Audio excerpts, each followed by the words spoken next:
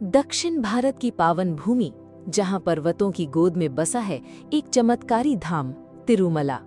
वहीं स्थित है श्री वेंकटेश्वर स्वामी का दिव्य मंदिर, जिसे श्रद्धालु प्रेम से तिरुपति बालाजी मंदिर कहते हैं। ये केवल एक मंदिर नहीं, बल्कि एक ऐसी जगह है जहां भगवान विष्णु स्वयं धरती पर विराजमान है। ये मंदिर भारत ही नहीं, पूरे विश्व के सबसे धनवान मंदिरों में गिना जाता है। पर इसकी महिमा धन से नहीं, श्रद्धा से मापी जाती है। हर दिन लाखों श्रद्धालु यहाँ केवल एक झलक पाने के लिए उमड़ते हैं, उस रूप की जिसे देखकर आत्मा को परम शांति मिलती है। लेकिन इस मंदिर की कहानी केवल उसकी भव्यता तक सीमित नहीं। इसके पीछे है एक दिव्य कथा, एक पौराणिक इतिहास जो हजारों साल पुराना है। आइए उस अद्भुत कथा की यात्रा पर चलें।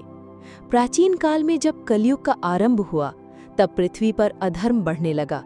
धर्म की रक्षा के लिए देवताओं ने भगवान विष्णु से प्रार्थना की कि वो स्वयं धरती पर अवतरित हों।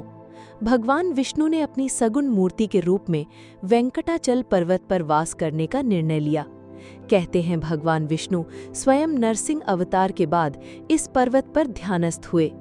इस पर्वत को वेंकटाद्रि, शेषाद्रि, नारायणाद्रि और गरुड़ाद्रि जैसे नामों से जाना जाता है, और यही क्षेत्र तिरुमला कहलाता है। एक बार भगवान विष्णु वेंकटाचल पर्वत पर श्रीनिवास के रूप में तपस्या कर रहे थे। उसी समय पृथ्वी पर जन्मी देवी लक्ष्मी ने पद्मावती के रूप में अवतार लिया और पृथ्वी के राजा आकाशाराज की पुत्री बनी।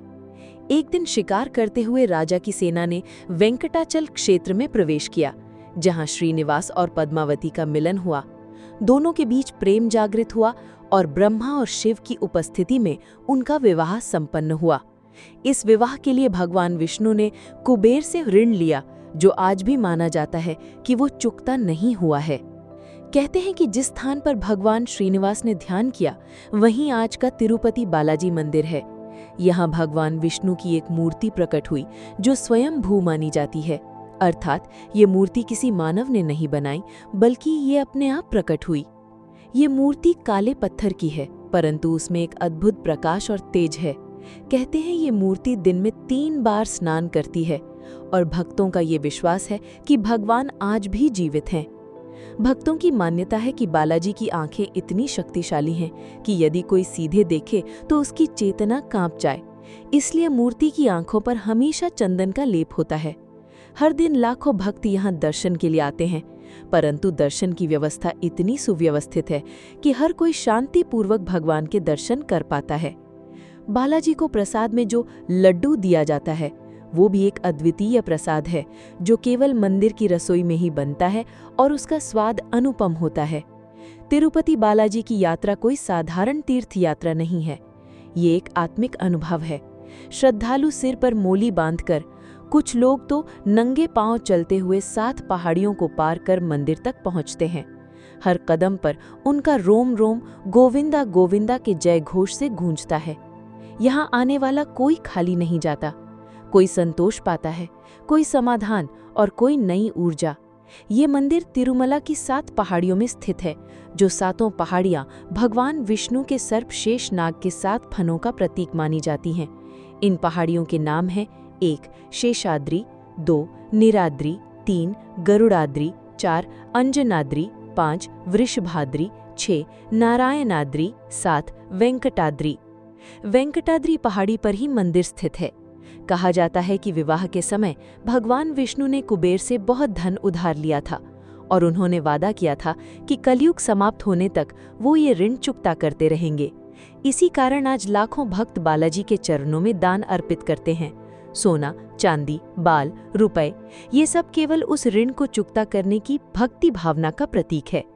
तिरुपति बालाजी मंदिर कोई पुरानी परंपरा मात्र नहीं है, ये आज भी जीवित है, ये आज भी सांसें लेता है।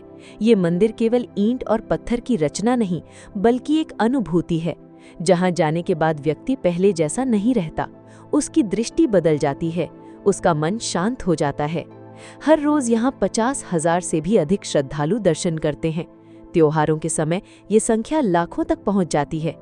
बालाजी का रथोत्सव, ब्रह्मोत्सव और वेंकट एकादशी विशेष पर्व होते हैं। भगवान वेंकटेश्वर, जिनका एक नाम कलयुग वेंकटेश भी है, इस युग के ईश्वर माने जाते हैं।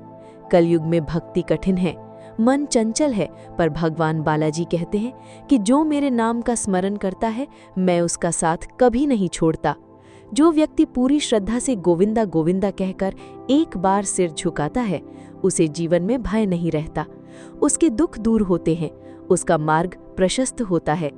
तिरुपति बालाजी मंदिर केवल ईंट और पत्थर की रचना नहीं, ये आत्मा की तीर्थ यात्रा है। ये एक ऐसा धाम है जहां भगवान स्वयं भक्तों की पुकार सुनते हैं। जब आप वहां खड़े होकर भगवान की मूर्ति को निहारते हैं तो लगता है मानो समय थम गया हो, सांसें रुक गई हों और बस एक मौन में सारा ब्रह्मांड समा गया हो। यह अनुभव शब्दों में नहीं बताया जा सकता, इसे केवल अनुभव किया जा सकता है। गोविंदा गोविंदा।